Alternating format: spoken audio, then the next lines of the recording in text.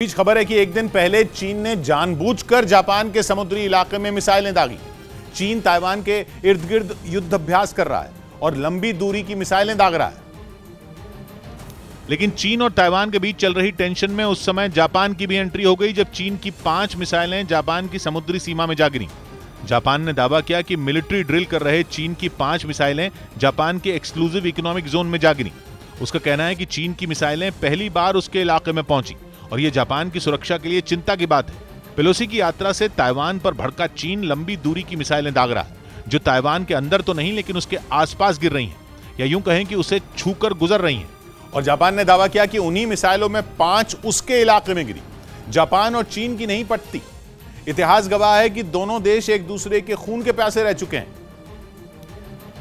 इसके अलावा दोनों देशों के बीच द्वीपों को लेकर भी झगड़ा है और इसी वजह से कहा जा रहा है कि चीन की मिसाइलें गलती से नहीं बल्कि ये अपने किचन से ही क्लाउड किचन का कारोबार करते हैं। दिन में 4-5 घंटे ज्यादा काम करते हैं। हर महीने 1.5 से 2 लाख कमा लेते हैं। इनसे सीखना है तो फ्रीडम ऐप को अभी डाउनलोड कीजिए। कि जानबूझकर जापान के इलाके में भेजी गई, क्योंकि ताइवान की आड़ में चीन जापान से भी पुरानी दुश्मनी निभा रहा है।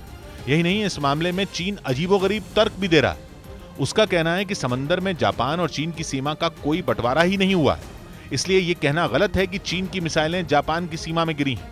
चीन ने बताया कि मिलिट्री ड्रिल के दौरान उसने ताइवान के उत्तर, पूर्व और दक्षिण की ओर 11 मिसाइलें दागी थी और जापान ने जानकारी दी कि उन्हीं में 5 उसके समुद्री क्षेत्र में पहुंच गई। इस मामले में जापान की ओर से कड़ी प्रतिक्रिया दी गई, क्योंकि माना जा रहा है कि जापान को लगता है कि ये इत्तेफाक नहीं है और जो हुआ वो चीन की चाल थी, क्योंकि चीन ने उसकी सीमा में DF-17, DF-26, DF-21 मिसाइलें फायर की और ये सभी मिसाइलें अपने सटीक निशाने के लिए जानी जाती हैं। मतलब ये कि चीन ने इन मिसाइलों को जापान की ओर ही भेजा था और मिलिट्री ड्रिल तो सिर्फ बहाना है। चीन और जापान के बीच पूर्वी चीन सागर में 8 द्वीपों को लेकर बड़ा विवाद है। इनमें सबसे बड़ा द्वीप है सेनकक समेत सभी द्वीप 7 वर्ग किलोमीटर में फैले हुए हैं और चीन, जापान और ताइवान की सीमा तक फैले हैं। और कहा जाता है कि 3 देशों तक फैले होने की वजह से उनकी समुद्री सीमा का सटीक बंटवारा नहीं हो पाया। लेकिन जापान ने आरोप लगाया कि चीन की मिसाइलें उसके एक्सक्लूसिव इकोनॉमिक जोन में गिरी। मतलब यह कि चीन की मिसाइलें जापान के उस समुद्री इलाके में गिरी जिसके प्राकृतिक संसाधनों के इस्तेमाल का अधिकार जापान के पास है, लेकिन चीन समुद्र में किसी सीमा को नहीं मानता और वो जापान के एक्सक्लूसिव इकोनॉमिक जोन वाले तर्क को झुठला रहा है। वैसे चीन और जापान की दुश्मनी 90 साल पुरानी है और दोनों देशों में द्वीपों को लेकर भी विवाद है और इसीलिए कहा जा रहा है कि चीन ने जो किया वो जानबूझकर किया। बड़ी बात यह है कि चीन ताइवान हो या चीन जापान, दोनों के बीच में अमेरिका कॉमन है, क्योंकि अमेरिका जापान की रक्षा करने के लिए कानूनी तौर पर बाध्य है, जिसकी वजह है दूसरे विश्व युद्ध के बाद हुआ एक समझौता, जिसके तहत अमेरिका को जापान में अपनी नौसेना का बेस बनाने का अधिकार मिला है।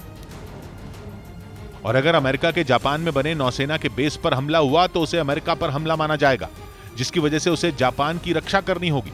यानी चीन ताइवान को निशाना बनाए या जापान को, अमेरिका को उन्हें बचाने आना ही पड़ेगा। रही बात चीन की, तो वो इन दोनों से चिढ़ता है। 1931 में जापान के सैनिकों ने चीन के एक शहर में जो कत्लेआम किया था, चीन उसे अब तक नहीं भूला है। इसी वजह से कहा जा रहा है कि चीन ने जानबूझकर जापान पर मिसाइलें दागी, क्योंकि वो उससे भी अपना हिसाब बराबर करना चाहता है।